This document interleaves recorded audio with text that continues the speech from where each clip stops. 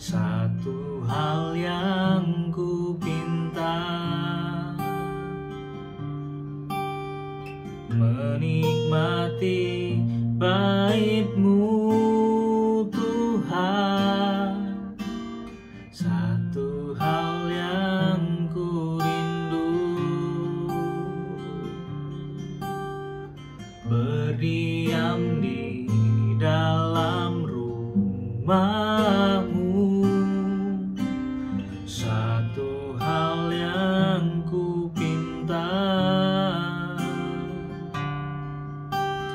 menikmati bait-Mu Tuhan.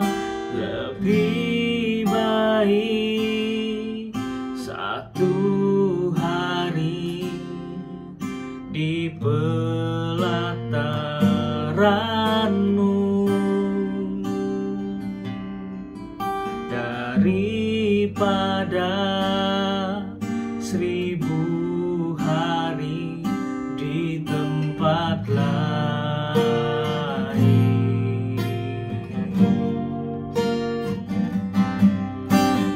Memuji-Mu,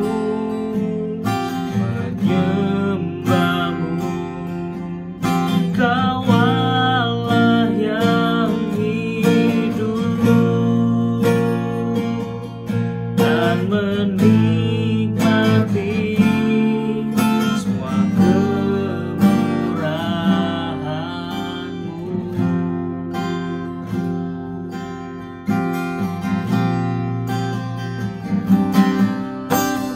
Satu hal yang ku rindu,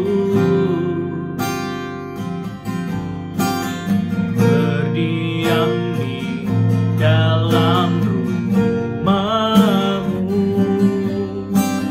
Satu hal yang ku pinta, menikmati bait-Mu Tuhan. Satu hal yang ku rindu, berdiam di dalam rumah-Mu. Satu hal yang ku pinta, menikmati bait-Mu Tuhan. Lebih baik satu hari di pelataran-Mu daripada 1000 hari di tempat lain.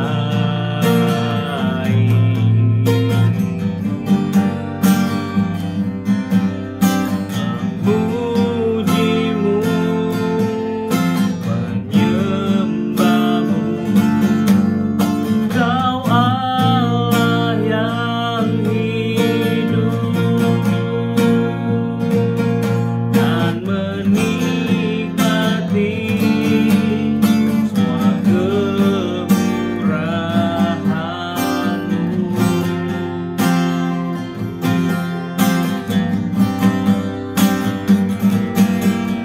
Lebih baik satu hari di pelataran-Mu daripada 1000 hari di tempat lain.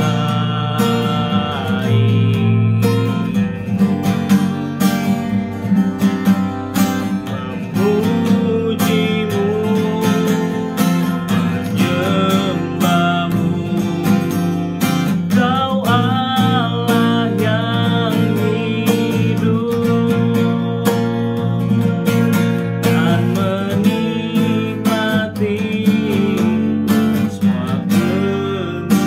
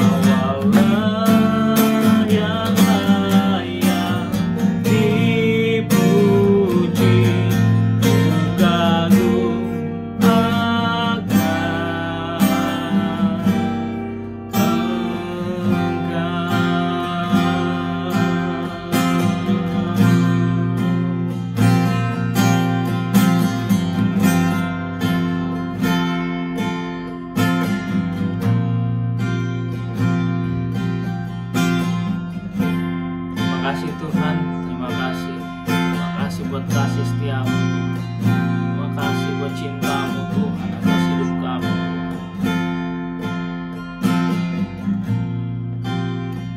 Kalau kami masih diberikan kesempatan, kalau kami masih diberikan nafas hidup pada malam hari ini, itu semua bukan karena setiap perbuatan kami, tapi karena kasih, karena cinta-Mu Tuhan yang tidak pernah berkesudahan dalam kehidupan kami. Terima kasih Tuhan.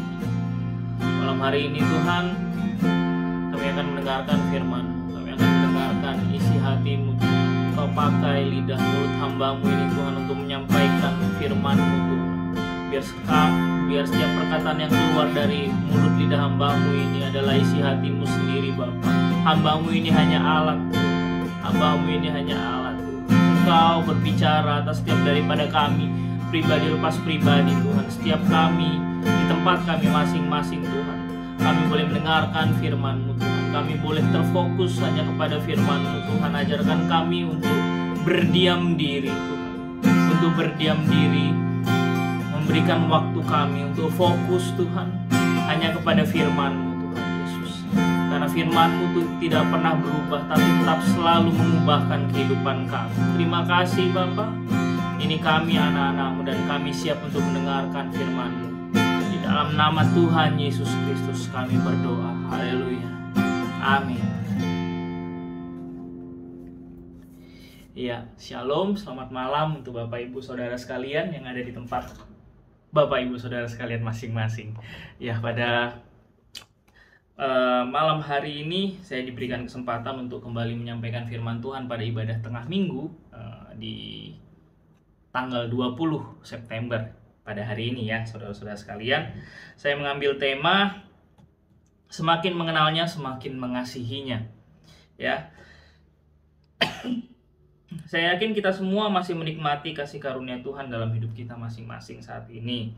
Mungkin saat ini waktu kita sedang mendengarkan firman ini, kita ada dalam keadaan, ya mungkin kita ada dalam keadaan lelah atau kita capek setelah kita bekerja ya. Kita mungkin lagi baru pulang kerja seharian lamanya, atau mungkin kita kuliah seharian lamanya, atau bahkan mungkin ada dari antara kita yang mungkin sekarang masih ada dalam sarana transportasi umum ya, LRT mungkin, di bus atau di KTM atau apapun itu ya, yang sedang kita ya mungkin kita ada di sana saat ini, atau juga ada beberapa di antara kita yang saya yakin dan percaya mungkin kita sedang ada dalam keadaan yang lagi beristirahat atau lagi bersantai di rumah kita masing-masing ya. Tapi ya,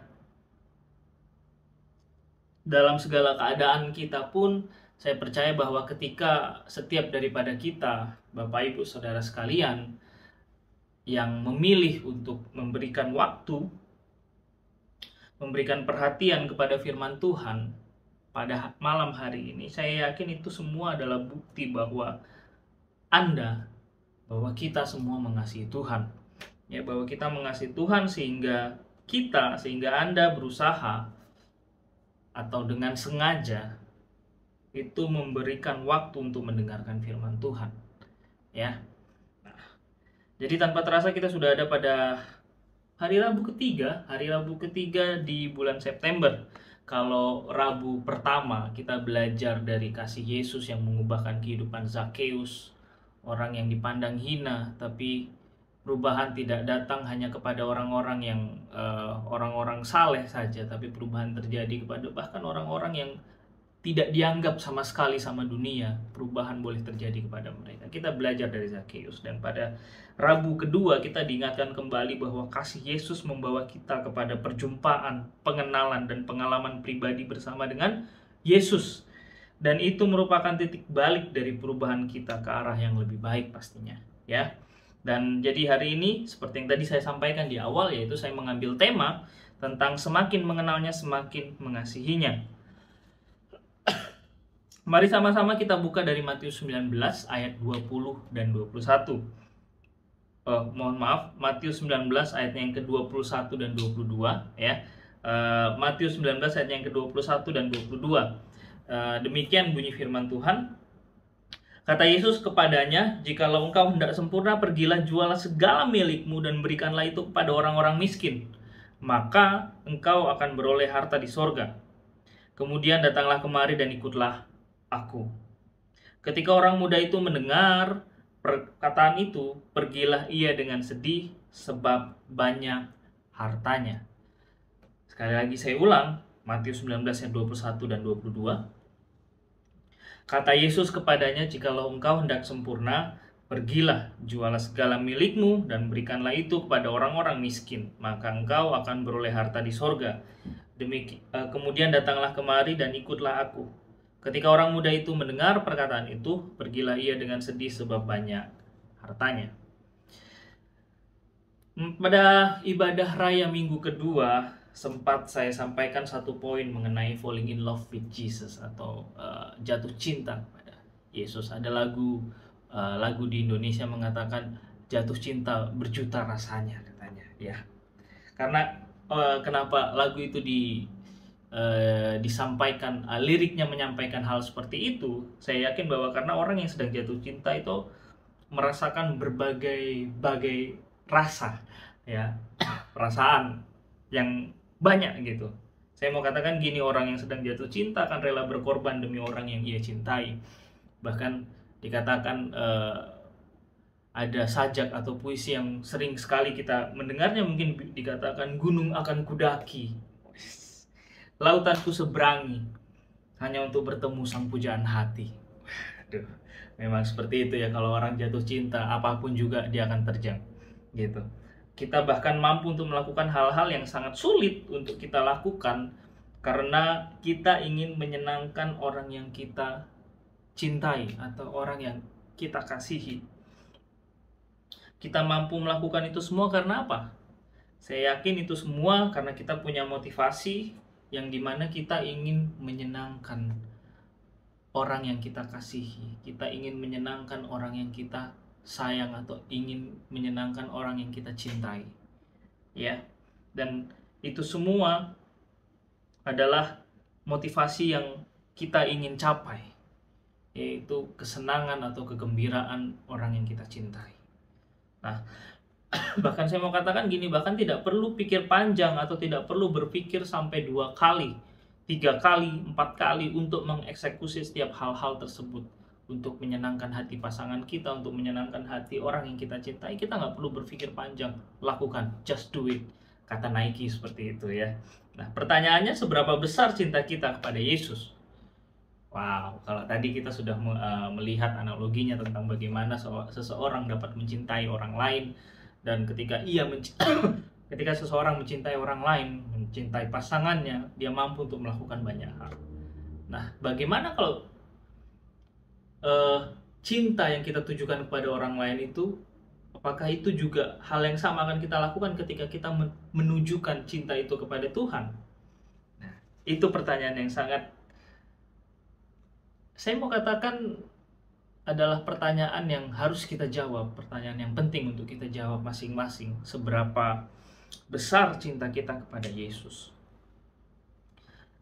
Apa yang menyukakan hati Yesus? Yaitu adalah jikalau kita melakukan setiap perintahnya dan menjauhi larangannya. Sudahkah kita melakukannya? Nah, tidak perlu tunggu saya mau katakan tidak perlu menunggu komando, ya, tidak perlu menunggu untuk orang lain menyuruh kita untuk melakukan sesuatu. Kita pasti berusaha untuk selalu menyenangkan Tuhan ketika kita mencintai Tuhan.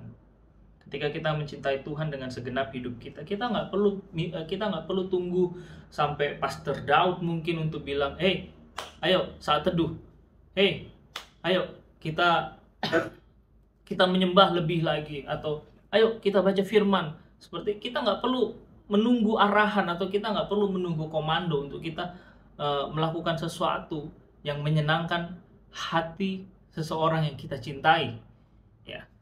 Sama seperti halnya misalnya antara bagaimana kita mencintai pasangan kita. Misalnya kita kan nggak perlu menunggu orang tua kita untuk bilang, hey Novelty, pegang dong tangan istrimu gitu. Nggak mungkin saya menunggu mama papa saya, orang tua saya untuk mengatakan hal seperti itu, atau ya tunjukkan kasihmu kepada istrimu dan lain sebagainya.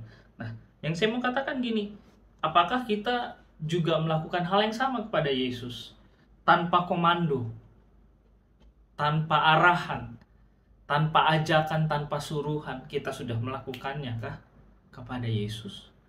Atau kita harus tunggu ada motivasi dulu dari orang lain nih, untuk kita mau melakukan sesuatu untuk Tuhan Yesus, untuk kita mau menyukakan hatinya Tuhan Yesus, tuh kita perlu arahan dari orang lain, kita perlu semangat dari orang, ayo melayani Tuhan, ayo kita lakukan lebih lagi. Well, saya mau katakan gini, kalau kita masih perlu semangat dari orang lain, artinya gini, apakah kita perlu ada orang ketiga ketika kita mencintai seseorang? Saya yakin orang ketiga akan menjadi sesuatu hal yang mungkin tidak baik antara hubungan, misalnya sepasang suami istri, ada orang ketiga akan tidak baik gitu kan. Nah, jadi sama dengan hubungan kita dengan Tuhan, kita nggak perlu ada orang ketiga untuk menyemangati kita untuk mencintai Tuhan. Seharusnya kasih Tuhan itu cukup untuk kita boleh melihat bahwa Tuhan itu udah lebih dulu mencintai kita. Yang artinya seharusnya cintanya Tuhan, kasihnya Tuhan itulah yang merubah pemikiran kita, paradigma kita untuk kita dapat mencintai Tuhan tanpa arahan, tanpa komando. Ya. Contohnya, saya berikan contoh sederhana. Jika kita tahu bahwa Tuhan kita adalah pribadi yang sangat penting. Ya. Kalau kita tahu dan kita mengerti, memahami bahwa pribadi Tuhan, ya, pribadi Tuhan adalah sangat penting dalam kehidupan kita akan sangat menghargai kehadirannya. Nah, terus apa yang ia katakan atau apa yang Tuhan katakan tentang kehadirannya? Sederhana, dia katakan bahwa 2-3 orang berkumpul dalam namaku, ia hadir. Itu salah satu contoh saja. Saya bagi contoh yang sederhana. 2-3 orang berkumpul dalam nama Tuhan Yesus, dalam namanya, ia hadir. Ia katakan itu salah satu contoh kehadirannya. Nah, yang artinya gini, jadi apakah Tuhan hadir dalam setiap ibadah minggu kita misalnya? Dalam setiap ibadah raya kita setiap hari Minggu, apakah Tuhan hadir? Yes, Tuhan hadir. Gitu. Tuhan hadir di situ dan kita menghormati nggak kehadirannya? Ketika ia datang, ketika ia hadir dalam setiap ibadah raya kita menghargainya nggak gitu? Nah, jadi jangan pernah tidak menghargai ibadah raya Minggu. Saya katakan sekali lagi, jangan pernah kita tidak menghargai ibadah raya Minggu. Jangan membuat hal lain lebih penting dari ibadah yang dimana ia hadir di sana. Hal lain apa yang lebih penting? Mungkin saya mau katakan, misalnya kita kita lebih mementingkan waktu tidur kita, waktu istirahat kita ketimbang kita beribadah di hari Minggu. Atau misalnya kita nggak rela untuk bangun pagi, untuk siap-siap lebih pagi, supaya kita bisa datang lebih awal ketika kita beribadah. Well, saya mau katakan, saya ingin sampaikan bahwa penting untuk kita berusaha untuk menyenangkan hati Tuhan, menyenangkan hati pribadi yang kita cintai. Kalau benar kita mencintainya, kalau benar kita mencintai Tuhan, kita pasti akan menghargai kehadirannya. Dimanapun ia berada, dimanapun ia berjanji dia akan hadir, hargai kehadirannya.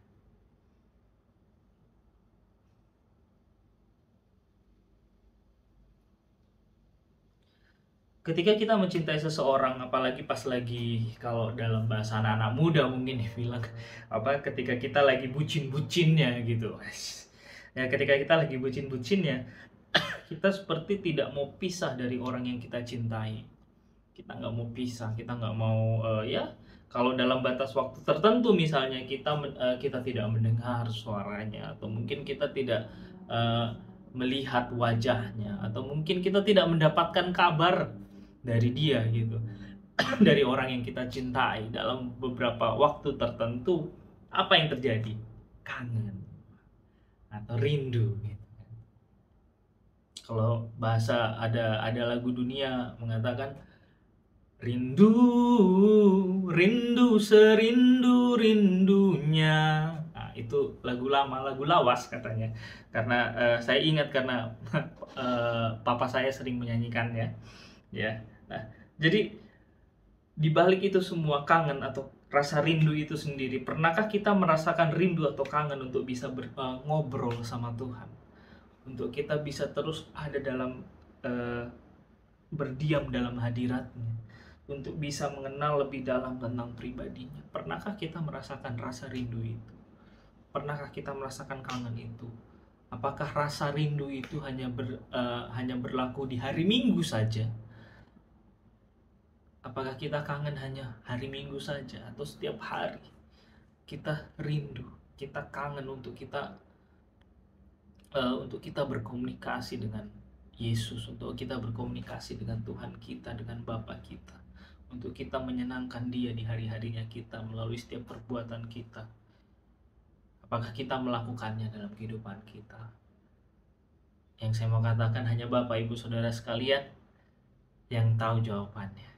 Ya, masihkah ada rasa rindu atau ada rasa kangen itu kita rasakan dalam kehidupan kita, atau rasa cinta kita sudah mati kepada Tuhan? Sama seperti orang muda yang sangat kaya tadi yang kita baca tadi ya di Matius 19 tadi. Dia melakukan hukum Taurat karena mungkin ia takut hukuman yang kekal. Karena dia melakukannya mungkin karena itu hanya ketetapan. Ia bukan melakukannya atas dasar hubungannya kepada Tuhan, tapi melakukannya karena itu semua merupakan ketetapan atau itu adalah hukum Taurat. Dia melakukannya karena itu hukum Taurat.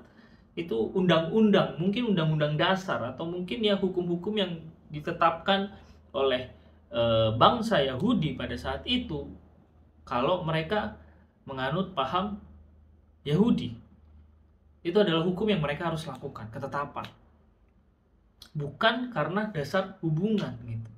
Nah, Yesus memberikan teladan bahwa ia datang ke dunia dan melakukan perintah Bapanya adalah karena ia mengasihi Bapa.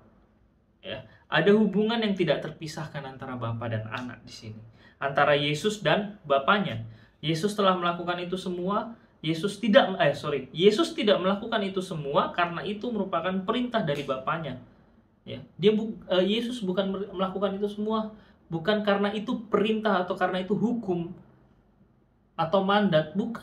Tapi lebih daripada itu semua, Yesus melakukannya karena ia mengasihi Bapanya. Ia mengasihi Bapanya, sebabnya ia melakukan itu semua. Hari-hari ini apa yang menjadi motivasi kita ketika kita melayani Tuhan? Apa motivasi kita untuk beribadah kepada Tuhan? Apa motivasi kita untuk tidak telat, tidak terlambat datang beribadah di hari Minggu? Apa motivasi kita untuk membaca firman Tuhan? Apa motivasi kita untuk berdoa dan bersaat teduh? Apakah kita melakukan itu semua untuk membalas kebaikan Tuhan? Saya mau katakan gini, dari nafas pertama kita sampai nafas terakhir kita, setiap perbuatan baik kita itu tidak akan pernah bisa membalas kasihnya Tuhan dalam kehidupan kita. Manusia tidak akan pernah bisa membalas kasihnya Tuhan, karena kasihnya Tuhan sempurna, sedangkan kasihnya manusia itu tidak sempurna. Dari hari ke hari kita bisa lebih lagi mengasihi Tuhan. Rasa cinta kita bisa bertumbuh terus. Tapi kasih Tuhan itu sempurna. Sudah cukup sempurna untuk kita semua. Kalau kita melakukan, sekali lagi,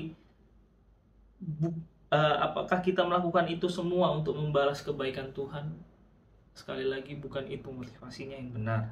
Kalau kita juga melakukan itu semua hanya karena kita Kristen, atau hanya karena itu adalah perintah, atau hanya mungkin supaya kita diberkati, atau hanya untuk membuat semua usaha kita lancar, pekerjaan kita lancar, kuliah kita lancar, dan lain-lain sebagainya yang lain ya, tanpa ada rasa cinta, well, saya mengatakan mari kita sama-sama bertobat.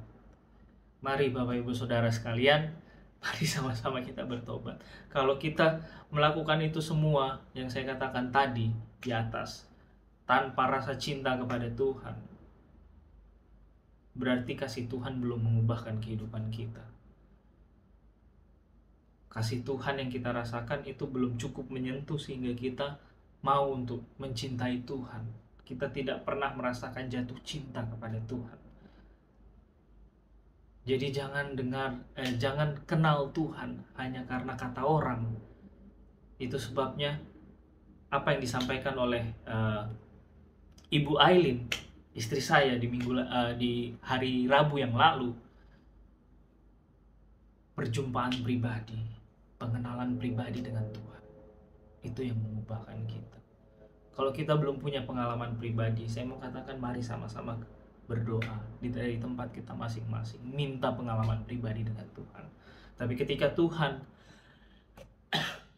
sedang ingin menyatakan pribadinya secara pribadi kepada kehidupan kita, kepada kehidupan Anda semua yang sedang mendengarkan pada malam hari ini, jangan berusaha untuk pegang kendali.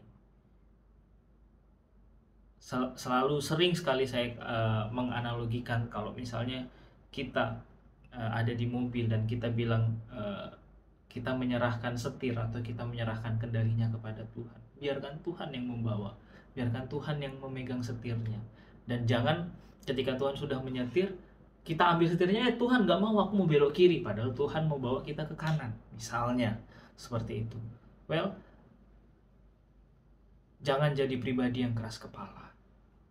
Jangan jadi pribadi yang tegar tengkuk. Keras kepala itu sama seperti bangsa Israel. Mereka adalah bangsa yang tegar tengkuk. Jadi, apakah kita mau sama seperti itu? Apakah kita juga mau menjadi sama seperti orang yang keras kepala, yang tidak mau dibentuk, yang tidak mau mengasihi Tuhan, yang tidak mau mendapatkan pengalaman pribadi dengan Tuhan? Hanya Bapak Ibu Saudara sekalian yang dapat menjawabnya. Jadi seperti yang saya tadi katakan, mari sama-sama bertobat kalau motivasi kita masih salah ketika kita sedang berusaha untuk mungkin melakukan yang baik, ketika kita beribadah, ketika kita membaca firman, ketika kita berdoa, ketika kita bersatu. Apakah motivasi kita, apakah sikap hati kita benar ketika kita melakukan itu semua? Kalau kita meragukan sikap hati kita benar atau salah, jangan tunggu sampai benar baru kita datang kepada Tuhan. Justru ketika kita ragu, kita harusnya tanya sama Tuhan. Kita datang kepada Tuhan supaya Tuhan nyatakan bagaimana sikap hati yang benar untuk datang kepadanya. Seharusnya kita melakukan itu semua dengan satu sikap hati yang benar, yaitu aku mencintainya, aku mencintai Bapakku, aku mencintai Tuhanku, aku ingin mengenalnya, aku ingin menyenangkannya, aku ingin selalu berada dekat dengannya. Bertobat itu artinya bertobat itu metanoia atau perubahan paradigma atau perubahan pola pikir. Itu bukan hanya tentang berhenti melakukan dosa dan berbalik ke jalan yang benar, tetapi juga tentang mempunyai paradigma atau pola pikir yang benar tentang hubungan kita, hubunganmu dengan Tuhan. Dan juga tentang bagaimana kamu tidaklah bersandar pada pemikiranmu sendiri. Ingat, jangan kita bersandar sama pemikiran kita sendiri ketika kita bertobat, ketika kita mempunyai paradigma yang berubah, yang diubahkan oleh Tuhan.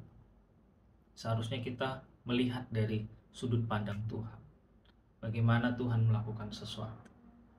Percaya kepadanya, semakin mendekat padanya, semakin mengenalnya, dan semakin mengasihinya dari hari ke hari. Tuhan Yesus memberkati kita semua. Kiranya firman Tuhan yang disampaikan pada malam hari ini, itu semua boleh kita lakukan dalam kehidupan kita sehari-hari. Kita bukan hanya menjadi pendengar firman, tapi kita menjadi pelaku firman dalam kehidupan kita. Mari kita lakukan benih-benih firman Tuhan yang sudah disampaikan sedikit demi sedikit. Kita percaya bahwa setiap benih yang ditanamkan itu boleh berakar, itu boleh bertunas, bertumbuh, bahkan berbuah berkali-kali lipat. Mari kita bersatu di dalam doa.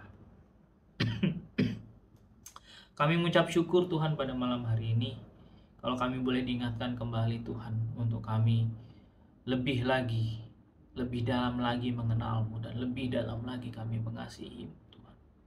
Biarlah dalam kehidupan kami ini Tuhan, kami tidak hanya bersandar sama pemikiran kami sendiri, kami tidak hanya menyenangkan diri kami sendiri, tapi kami boleh lebih lagi Tuhan menyenangkan hati-Mu, karena kami mencintai-Mu Tuhan.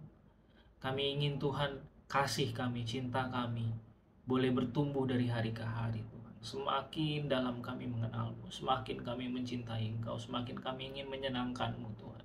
Semakin ingin Tuhan kami melekat dalam hadirat-Mu. Terima kasih Bapa. Biarlah sepanjang minggu ke depan ini Tuhan, kami boleh tetap terus terkoneksi Tuhan dengan-Mu dalam saat teduh kami, dalam jam doa kami, dalam setiap hal yang kami lakukan Tuhan. Bahkan ketika kami beraktivitas Tuhan, setiap hal yang kami lakukan, itu semua boleh menyenangkan-Mu Bapa. Biarlah hidup kami menjadi persembahan yang kudus, yang berkenan di hadapan Tuhan. Terima kasih Bapa, sepanjang minggu ini kami mau serahkan ke dalam tangan Tuhan, sampai akhir pekan nanti Tuhan, sampai akhir pekan, sampai akhir minggu ini Tuhan. Kami percaya bahwa tuntunan-Mu nyata sempurna dalam setiap kehidupan kami. Kami diberikan kesehatan, kami diberikan kekuatan, kami diberikan hikmat dan marifat yang baru Tuhan. Dan sekali lagi Tuhan, kami tetap terus berjaga-jaga supaya kami tidak bersandar pada pemikiran kami sendiri. Terima kasih Bapa di surga. Ini seluruh doa kami. Ampuni setiap salah dan dosa kami. Di dalam nama Tuhan Yesus Kristus kami berdoa. Haleluya. Amin.